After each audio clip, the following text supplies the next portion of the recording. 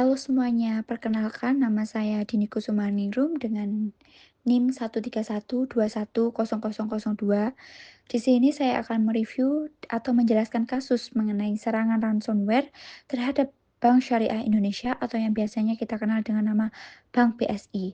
Hal ini untuk keperluan tugas mata kuliah yang saya ampu yaitu Hukum dan Teknologi kelas S.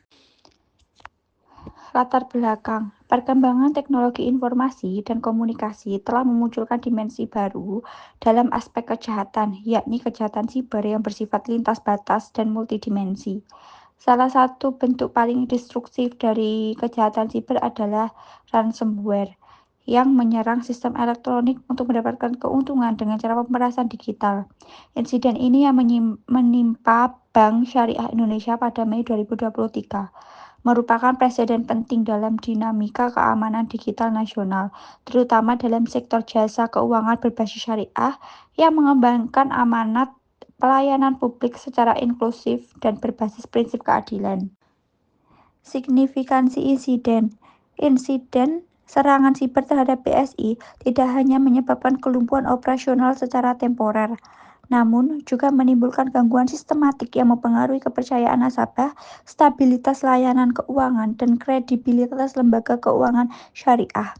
Dalam perspektif normatif, insiden ini menuntut pemaknaan ulang terhadap tanggung jawab hukum, korporasi digital, dan urgensi penyusunan kerangka regulatif yang progresif dan responsif terhadap ancaman siber. Insiden bermula pada 8 Mei 2023 ditandai dengan pelaporan massal dari nasabah mengenai ketidakmampuan mengakses layanan BSI Mobile, mesin ATM, dan sistem layanan kantor cabang. BSI semula menyatakan bahwa gangguan disebabkan oleh pemeliharaan sistem. Namun pada 10 Mei 2023, kelompok ransomware internasional Lockbit 3.0 secara terbuka mengeklaim tanggung jawab atas serangan tersebut melalui saluran dark web disertai bukti tangkapan layar data internal. Metodologi penelitian. Serangan ransomware ini menggunakan metode pemerasan ganda atau double extorting yang terdiri dari dua tahap utama. Satu, enkripsi data, yaitu menyebabkan sistem tidak dapat diakses, sehingga melumpuhkan operasional. Dua, filtrasi data, yaitu pencurian data sebelum proses enkripsi yang kemudian digunakan sebagai alat tawar untuk memaksa pembayaran tebusan. Volume dan kategori data. Kelompok Lockbit 3.0 mengeklaim telah memperoleh sekitar 1,5 TB data dari sistem BSI. Kategori data yang diduga terekspos meliputi data nasabah, nama, alamat, KTP, nomor rekening, dan riwayat transaksi. Data pegawai, informasi personalia, struktur penggajian, data internal korporasi, dokumen strategis, laporan keuangan, dan basis data operasional yang bersifat rahasia. Implikasi sosial dan ekonomi. Kelumpuhan sistem menyebabkan terganggunya akses dana, keterlambatan pembayaran, dan hambatan operasional usaha nasabah dalam jangka menengah. Serangan ini berpotensi menurunkan tingkat kepercayaan publik terhadap sistem keamanan siber nasional dan kapasitas lembaga perbankan dalam menjamin integritas data. Tuntutan dan opsi pembayaran tebusan. Kelompok Lockbit 3.0 menyampaikan tuntutan tebusan dalam bentuk aset kripto meskipun nominalnya tidak diungkapkan secara resmi, terdapat dilema etis dan hukum. Membayar tebusan dapat membuka peluang penyelamatan data, namun juga mendorong pembenaran atas metode kriminal digital yang merusak prinsip hukum dan tata kelola data yang bertanggung jawab.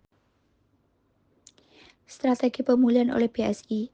BSI menempuh serangkaian langkah strategis antara lain rekonstruksi sistem dan pembersihan perangkat, pemulihan layanan bertahap, termasuk ATM dan aplikasi mobile, komunikasi publik untuk menjaga transparansi dan mencegah spekulasi negatif, koordinasi intensif dengan regulator termasuk OJK, BSSN, dan aparat penegak hukum. Kerangka hukum yang berlaku. Dasar hukum yang relevan dalam penanganan insiden ini mencakup Undang-Undang Nomor 19 Tahun 2016 tentang ITE, yaitu Pasal 30 akses ilegal, Pasal 32 perusahaan data, Pasal 33 gangguan sistem elektronik. dan Undang-Undang Nomor 27 Tahun 2002 tentang Pelindungan Data Pribadi menyediakan sanksi administratif dan pidana terhadap kelalaian dalam perlindungan data. Penegakan hukum dan koordinasi antar lembaga. Respon hukum mencakup 1.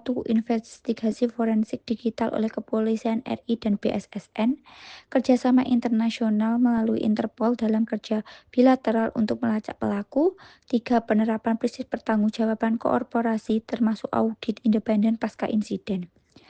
Tinjauan regulatif. Insiden ini menunjukkan urgensi reformasi kebijakan keamanan siber di sektor keuangan.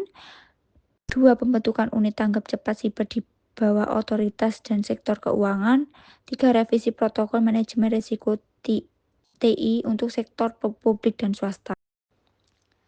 Perspektif kebijakan publik. Serangan terhadap BSI merupakan bukti empiris bahwa keamanan data pribadi telah menjadi domain kepentingan publik. Negara harus mengadopsi kebijakan yang mengedepankan prinsip privacy by design dan membentuk ekosistem regulatif yang mempertemukan teknologi, hukum, dan kesadaran publik secara sinergis. Peran literasi digital. Pentingnya penguatan literasi digital baik di kalangan masyarakat umum maupun institusi menjadi prioritas strategis dalam mencegah manipulasi rekayasa sosial atau social engineering yang seringkali menjadi pintu masuk utama serangan ransomware.